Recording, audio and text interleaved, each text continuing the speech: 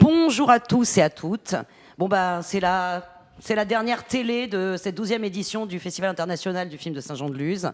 Et évidemment, à tout seigneur, tout honneur, le jury qui est avec moi, ce magnifique jury de la 12e édition, si jeune, si fringant.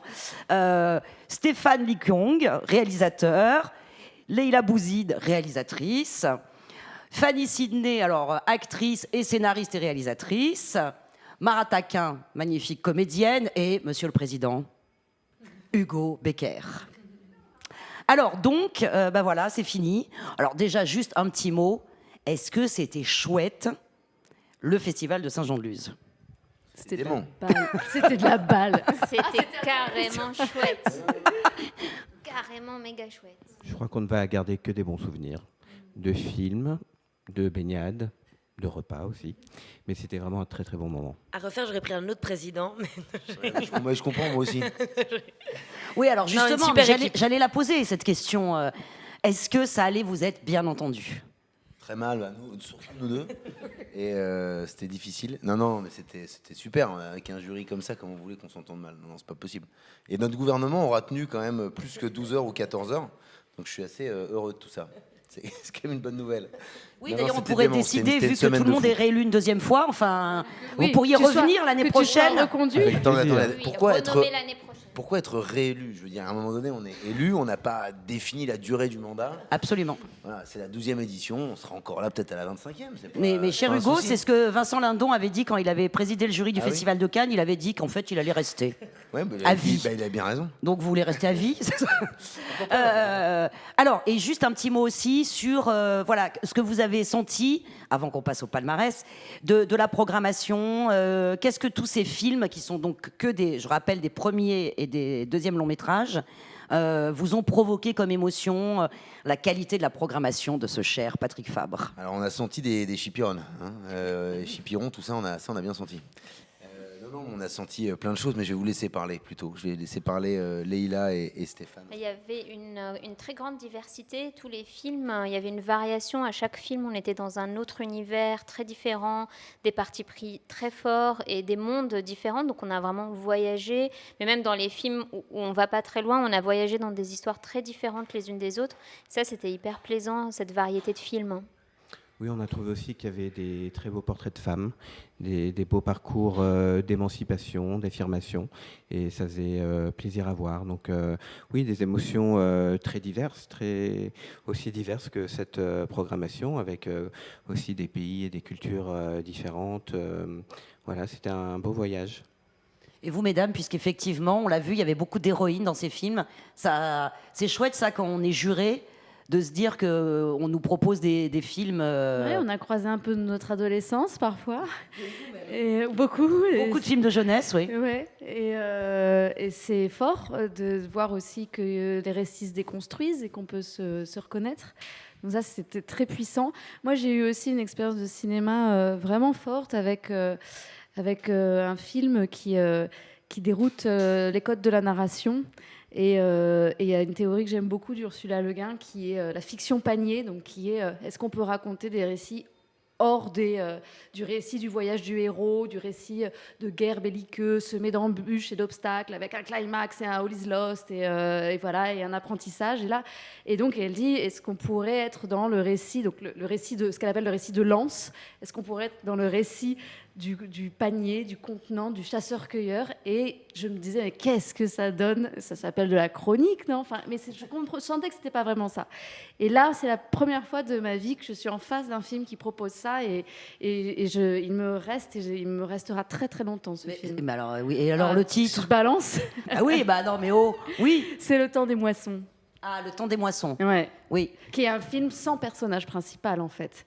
Et sans, même si bien sûr le village traverse des choses, mais c'est un film où déjà c'est un temps révolu qui est filmé avec une maestria. Oui, puisque ça se passe dans les années 90. Mais on dirait un documentaire, ça c'est fou, mais voilà, je pense que Leila, tu pourras aussi très bien en parler. Et voilà, et le fait que ce village soit le personnage et que et qu'on s'attache en même temps à tout le monde. Enfin voilà, en fait, sortir de ce récit aussi très individuel, quoi. C'est ça qui m'a énormément touchée, qui rejoignait cette théorie qui me fascine. Voilà. C'est joli de dire qu'effectivement Le Temps des moissons est un film panier, mais c'est vrai, c'est un film panier, un grand panier. Hein. C'est clair. C'est un très grand panier, mais bon alors, allez. Bon, de toute façon, on va.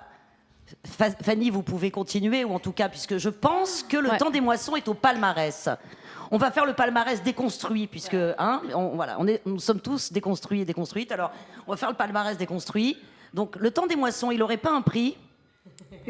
Tout à fait. Donc, il a le prix de la mise en scène, parce qu'on a été vraiment, et c'est un prix à l'unanimité qui était une évidence pour nous 5, qui est vraiment une mise en scène impressionnante. On a été bluffés, en fait, par ce film, la manière dont il a été filmé et la direction d'acteurs aussi qui rentre dans la mise en scène. On ne sait pas comment il a fait, parce qu'il a une pléiade de personnages. Il y a je ne sais pas combien de séquences à 12 personnages, 10 personnages. Tout le monde est dans le cadre, tout le monde fait son truc dans son coin, en même temps c'est cohérent, c'est fou. Et ils sont tous justes. À aucun moment, il y en a un où on se dit non, mais lui c'est un acteur. Non, ils sont tous justes. Il y a la vieille grand-mère, il y a le cousin un peu, ils disent idiot. Il y a les enfants, il y a la tante. Et au début, on ne comprend pas très bien. Et puis on est emmené. Et puis là, on a l'impression d'avoir vécu un peu avec eux en fait, et d'avoir passé une année nous aussi avec eux. Donc c'est notre beau prix de mise en scène. Avec une dimension aussi de raconter la Chine communiste en creux et la politique de l'enfant unique, les avortements forcés, et tout ça existe de manière à la fois extrêmement discrète et évocatrice. Enfin, voilà, et donc on traverse aussi des émotions à travers comment dire, la manière qu'on a aussi de remplir les blancs et de remplir ce qui est caché, parce que j'imagine que c'est un film qui a été produit en Chine et qui ne pouvait pas tout dire frontalement, mais cette contrainte, elle provoque quelque chose dans le récit qui fait qu'il y a du mystère, de l'angoisse. Il y a l'imminence de la disparition de cette Chine-là. On ne la connaît pas, on ne l'a jamais vue. C'est la première fois qu'on la voit dans un film, il me semble. Mais on sent qu'elle va disparaître et que ça n'existe plus. Donc ça, c'est très beau. Alors, on va passer à un autre prix. Alors, si on déconstruit comment?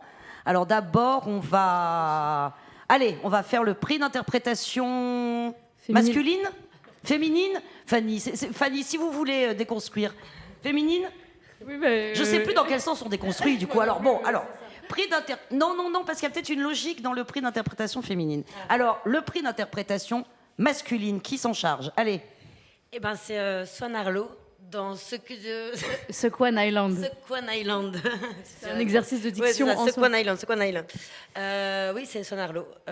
C'est gai aussi de remettre des prix même à des comédiens confirmés et montrer qu'on aime toujours les voir autant à l'écran et qu'en fait ils répondent toujours présents dans les films qu'ils accompagnent, la plus-value qu'ils apportent à un film. Il a réussi à reconfirmer, moi par exemple, l'admiration et l'amour que j'ai pour cet acteur, de par sa subtilité de jeu, il arrive à être et intérieur et en force et en douceur et en puissance. C'est vraiment un acteur et ça a été assez unanime aussi en disant mais en fait ce serait injuste de ne pas le donner à un acteur qui nous a tous eus dans sa performance, quoi. Donc voilà, et qui nous a vraiment impressionnés. Moi, il y a quelque chose qui m'a beaucoup touchée, parce que j'ai pu parler un peu de fabrication, ce qui est aussi avec le producteur de Sequan Island, et c'est aussi la beauté d'un festival, c'est de pouvoir parler avec les gens qui fabriquent les films. Surtout, si je peux me permettre, à Saint-Jean-de-Luz, où on peut parler avec tout le monde, facilement. C'est ce qui est génial d'ailleurs dans ce festival. Je pense que c'est un des trucs les plus sympas et qui rend l'expérience assez démente, c'est de pouvoir échanger avec les gens et que le cinéma crée vraiment du dialogue. Et c'est souvent quelque chose qu'on espère, mais là c'est concret. Donc c'est génial. Oui, pardon Fanny. Non, j'espère que je dévoilerai pas de grands secrets, mais qui appartiennent à Swan Arlo. Mais je trouve ça tellement beau en fait d'en être là et de demander ça. C'était qu'il a été choisi pour le film et il a demandé à passer des essais pour que le réalisateur soit sûr. Ouais, que ça soit lui et que ça fonctionne pour lui, avec la dimension aussi de ce personnage en anglais et tout. Et je trouve que là, je reconnais, je crois, ce qui transcende l'écran à chaque fois qu'il est là, c'est cette présence et cette humilité et cette force de travail qui ce qui est complètement plus visible après, une fois qu'on voit le film, on voit plus En fait, du c'est tout vraiment ça. un acteur au service d'un film et pas un acteur qui est là Ouais. pour se mettre en lumière. Et c'est ça qui est fascinant avec cet acteur, c'est toujours la priorité, c'est le film et l'histoire qu'il raconte et pas lui. Et moi, j'ai envie de féliciter ça à chaque fois que je vois Swan Arlo à l'écran. Et dans même ses convictions politiques. Enfin bref, là je pars en couille, mais non, mais voilà, ça transcende aussi parce que dans les choix des films qu'il fait, du Il coup, porte, il porte il y a des un double, récits, évidemment qu'il y a aussi un jeune homme dedans, puisque c'est Voilà. l'histoire d'un père et d'un fils, mais c'est vrai qu'il porte le film par sa fièvre. Oui, enfin, effectivement, c'est son corps d'acteur qui. Puis c'est un rôle incroyable, c'est un rôle hyper difficile où il y a beaucoup d'ambiguïté, une ambivalence, on ne sait pas sur quel pied danser, on l'aime, parfois on l'aime pas, il est inquiétant à la fois, il est attachant et en même temps il y a une performance physique parce que voilà, il se baigne dans la neige, enfin dans l'eau glacée, enfin on sent que ça a dû être une épreuve physique et pareil, à aucun moment, enfin il crève l'écran en fait, il est là, on est avec lui, il nous emporte. Alors après donc cette performance d'acteur total, un acteur, quel est votre prix d'interprétation féminine? Alors c'est moi qui m'en charge. Alors Stéphane, je vous nous écoute. avons décidé de décerner le prix non pas à une, mais à 4 comédiennes, des jeunes comédiennes solaires, lumineuses, charismatiques, qui sont les 4 comédiennes des Filles du Ciel. Et je vais quand même les citer, mais je ne les connais pas par cœur, donc j'ai une petite anti-sèche. Héloïse Vol, Shirel Nataf, Yowa Angelis Chikaya et Mona Bérard. Et elles nous ont beaucoup impressionnés par leur jeu, la complexité de leur jeu. On a aimé le fait qu'elles défendent des personnages complexes, riches, avec leur beauté, leur qualité, mais aussi leurs imperfections. On aimait le fait qu'elles réussissent à créer cette sororité qui peut parfois être toxique, mais qui peut aussi porter et faire... Parce que c'est l'histoire, pour aller vite, d'une cohabitation. Enfin, c'est l'histoire d'une jeune fille qui arrive dans une cohabitation, ça la sauve, et en même temps, ça l'emprisonne un peu, et comment ces 4 filles ont un rapport à la fois où elles se soutiennent, et peut-être où aussi elles se mettent un peu des menottes les unes les autres. Quoi. Exactement. Voilà. Donc voilà, et on trouvait que pour un festival qui est tourné vers le cinéma d'avenir, récompenser 4 jeunes comédiennes était plutôt pas mal. Absolument. Et donc en fait, vous faites, on appelle ça maintenant, vous faites une Almodovar. Ça s'appelle. Voilà. Puisque à Cannes, en fait, personne n'avait jamais su choisir une actrice, donc ils avaient récompensé toutes les actrices du film d'Almodovar, comme ça, voilà. C'est surtout aussi qu'elles se... Ou un Emilia Pérez, vous faites un Emilia Pérez. Elles se servent toutes les unes. Il y en a aucune, ce serait injuste de donner à une, étant donné qu'en fait elles sont tous au service l'une de l'autre, et c'est ça aussi qui est beau, c'est que dans l'écoute qu'elles ont dans leur jeu, elles se mettent en lumière chacune avec leur présence et leur complexité, quoi. Donc après ce prix collectif, donc ce prix de la sororité, mais entre actrices, tatin. Bon, Monsieur le Président, vous avez laissé avec beaucoup de générosité parler vos jurés. Mais alors, Monsieur le Président, quel est le Grand Prix de la 12e édition du Festival international du film de Saint-Jean-de-Luz cette année? Roulement de tambour. Mais pour le savoir, il va falloir venir ce soir à la cérémonie. C'est Les Filles du Ciel de Bérengère Macnise. Pour de nombreuses raisons. Mais je crois que la chance qu'on a eue sur l'ensemble du palmarès, c'est qu'on était assez raccord avec tous les membres du jury. Franchement, il n'y a pas eu de crépage de chignon non, trop... du tout. Non, il y a forcément des désaccords, etc. Mais après, honnêtement, pas sur le palmarès. Et c'est même l'intérêt, c'est de discuter, c'est d'avoir les avis de tout le monde. C'est ça qui est enrichissant. On avait des avis différents. Bah oui, c'est ça. Non, mais moi, c'est pour ça aussi que ça m'intéressait comme expérience. Je trouve que c'est ça qui est passionnant. De voir que quelqu'un, et pour quelle raison, qu'est-ce qui l'a intrigué, qu'est-ce qui, pour le coup, a créé une distance.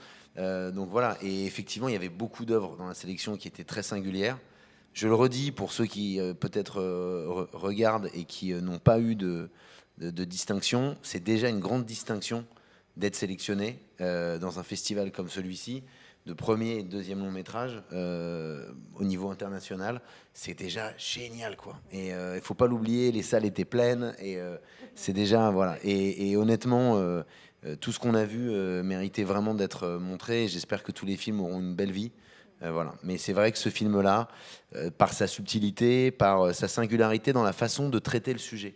C'est-à-dire que c'est des choses qu'on a peut-être pu voir en termes de groupe. Des bandes de filles, Des bandes disons. de filles, exactement. Mais là, il y a une finesse particulière puisque on parle aussi de l'emprise du groupe. Et pas seulement de l'emprise ou des relations toxiques au sein d'un couple ou d'une famille, mais là, au sein d'un groupe et au sein d'amis, en fait. Et j'ai trouvé ça, on a tous trouvé ça très juste et très, très singulier, donc assez novateur. On a eu envie de le récompenser. Voilà. Bon, bah, écoutez, Monsieur le Président, je vous remercie. C'est moi qui vous remercie. Cher jury, je vous remercie. Merci à toi. Maintenant, Merci. vous êtes déjà Merci. absolument superbe, donc il n'y a plus rien à rajouter. Peut-être une petite paillette dans les cheveux. Et maintenant, on part à la cérémonie de clôture. C'est parti. Merci. Ouais.